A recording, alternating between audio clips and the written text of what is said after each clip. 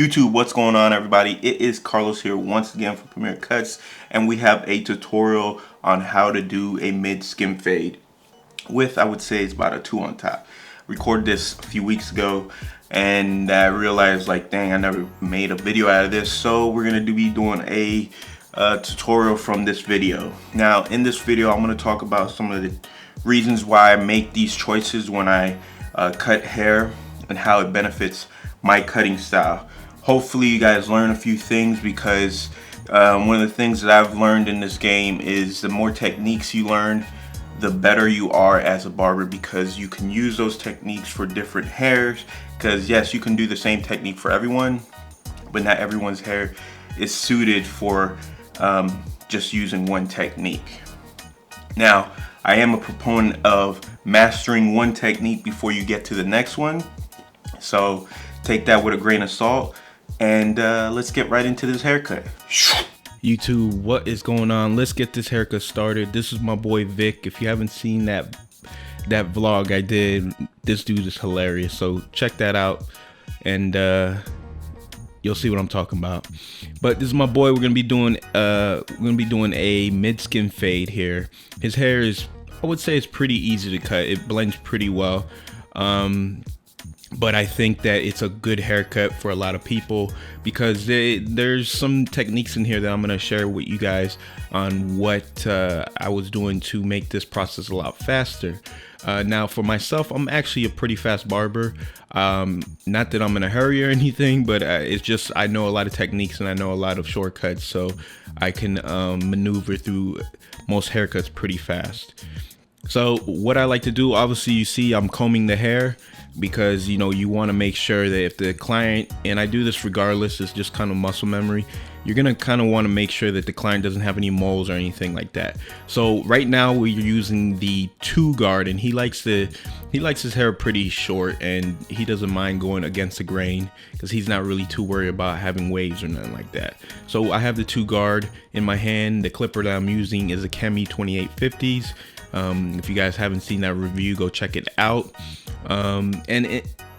I still love these clippers. It's just, you know, quality control. I talked about that in the video.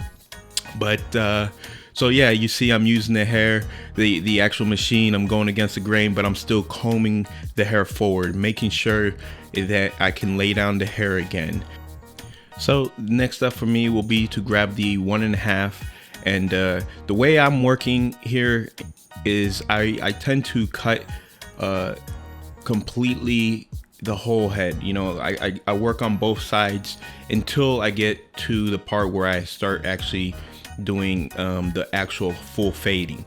Right now I like to work from top to bottom, so I'm kind of working backwards, and as I said, this is the 1.5 guard, and again, I like to work around the whole head, the whole canvas, so that the fade can be completely balanced.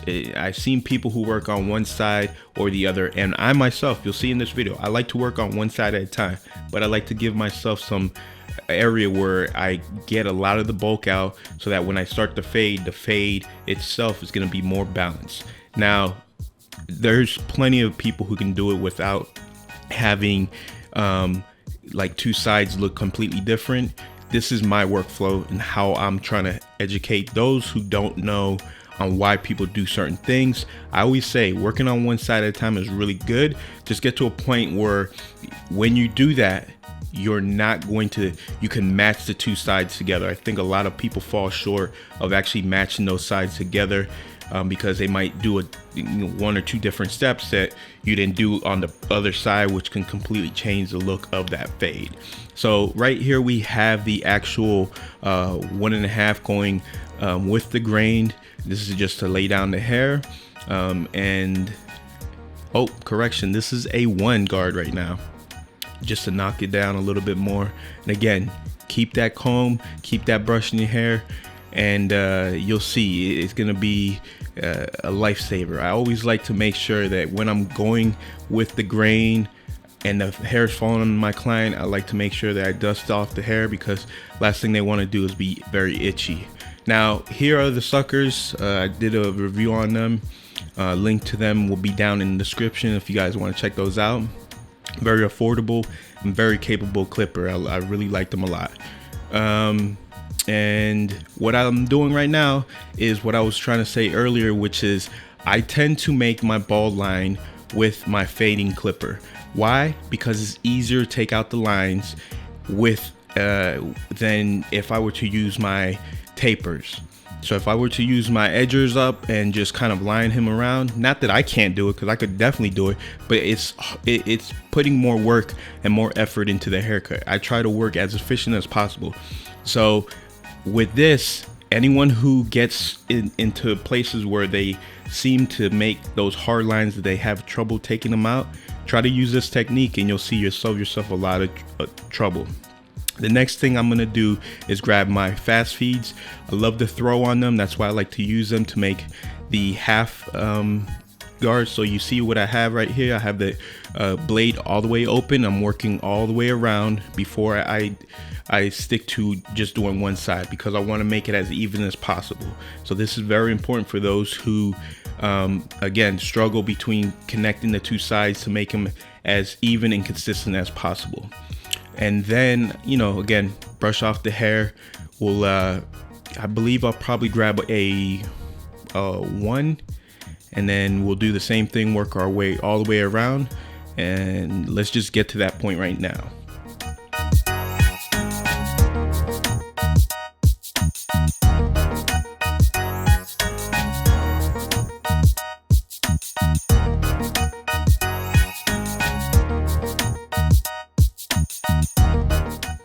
So as you see, I have the 1, and I'm just going between close and open, really trying to draw the fade out. I like to make the fade really pop as I'm working. So I work between going up and then working my way back down, and sometimes I work my way back up. And it's just, at this point, you see I'm kind of working on one side at a time, because at this point you're just trying to create the actual blend. The detail part comes later. So that's one of the reasons why I can work a little faster, is because I have a few of the techniques that I tend to use. So here we got the 1 close, and we're just going up, because remember, we did the 2 on top. I already did the 1.5 prior to that, and I'm just working underneath that. And then prior to that, it's just going over, cleaning that spot. And then right here, I believe I have the half guard on it. Yeah, so I have the half, and I'm just cleaning it up, going underneath what I did with the 1. And as you see, I tend to use not the whole blade, I'm using the edges of the blade. I think that's very important, because you don't need to use the full blade in order to get the best cut. Sometimes you really just you're kind of doing small details as you're taking out some of the bulk. Now I prefer actually these purple guards. Everybody knows are meant for Andes. I still use them with my Wahl clippers, because they still lock in place and I still get a good cut from them. It's just something that I've always done for the last probably like 15 years. Since those things came out, I've been using them even on my Wahl machines, and I still enjoy using them because I love the way they cut, especially the 0 guard. So the 0 guard would be considered almost between a 1 and then the half. So I tend to blend with the 2, and once you get accustomed to knowing how your tools work, your life is going to be a lot easier in the process.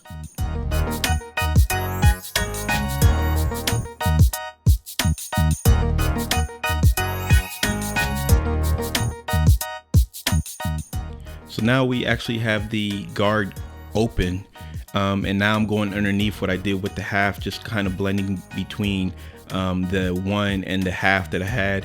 And once you do that, the fade pretty much is there. Now it's just about taking out that bottom line, which is very easy. Again, I like to use the corners of the actual blade as much as the full blade itself, and I tend to look, you can't see it, but I'm looking at the mirror and I'm just going in. One of the things that I want to help people out and is try to stay in the place. Don't try to jump around with the machine. Try to keep consistent around the full haircut. If you use that advice, trust me, your haircuts will be more consistent. You'll have less lines, which looks like you're jumping around. I tend to keep all these things as balanced as possible.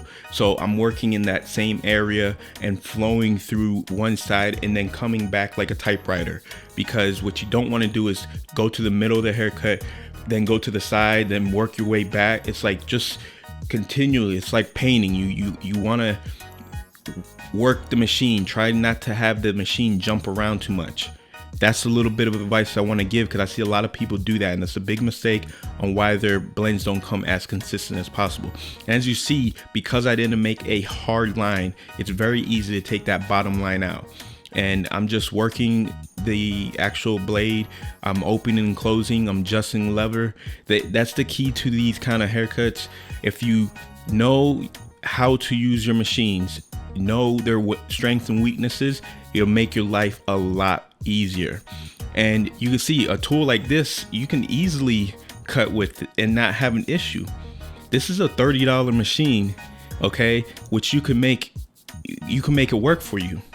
And in my case, you know, I like to show people that you can use these, you can have these as professional tools, you know. And here I'm actually going with the actual I believe this is my Wahl Heroes. I like to make, you know, I like to do bald lines with this and stuff like that. So now I'm going underneath that, and now the fade actually is there. It's just coming alive because I didn't have to corner myself and start raising up the fade in order to, you know, take the line out.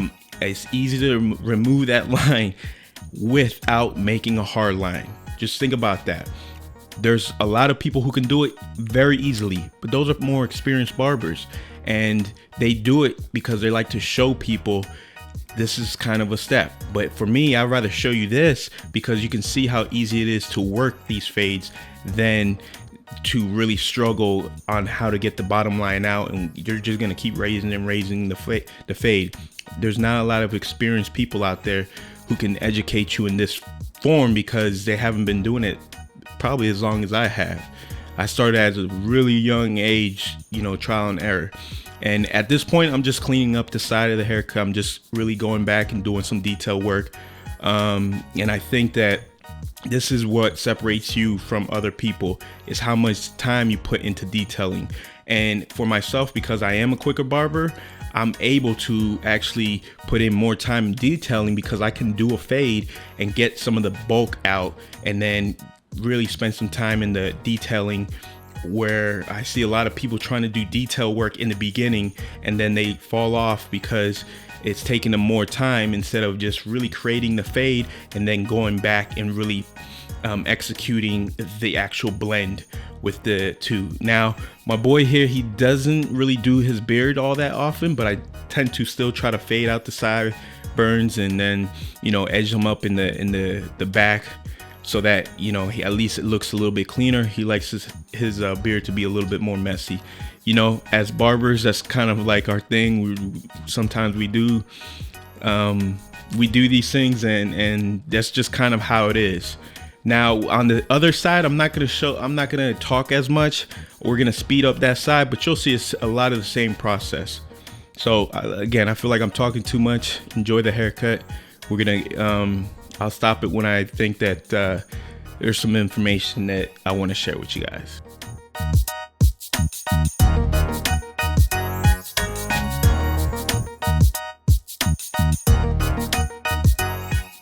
So here I am actually blending the hair. Well, here I am actually using the balders to actually make the fade pop that much even more. And obviously on his skin, he's able to use this. You have to be careful. Some like I would say like African American hair, sometimes they can bump up, so you got to really know your client. He's actually Dominican, so, you know, shout out to my boy from DR over there. But you see, it make the fed words are hard. The fade actually blends a lot smoother when you don't make hard lines. It's not as hard to take out. So he's very particular about his edge, so that's why you saw him sit up, because he wants you to get it right. So it's very easy. The blades, the actual edgers I use for lining up, you can see these are the Skeletons, I believe, the FX. My brother, shout out to my younger brother for hooking me up with this. He gifted it to me this year, and man, I really love them. They're really good. So let's get on to the other side now.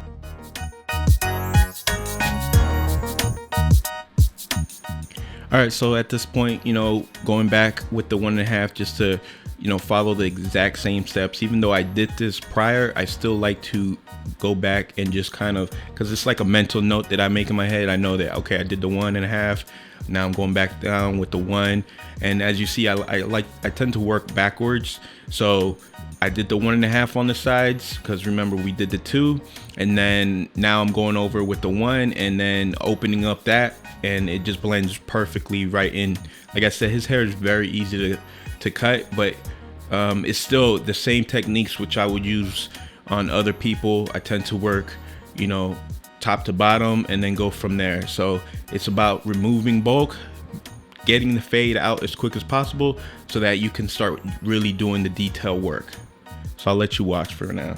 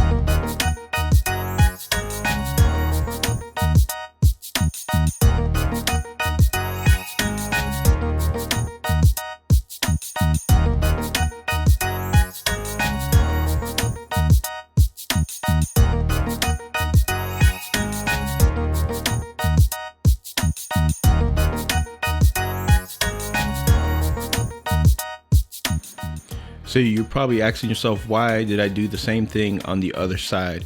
I like to sometimes, not all the time, but with some, with some hair, I like to really focus in on getting the corners at the right length. That way I can match them up on both sides.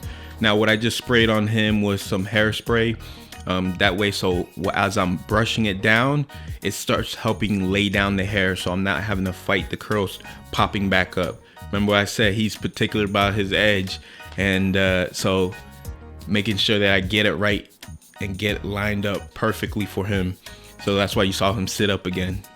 Now I'm just adjusting the camera, so let's get everything situated here.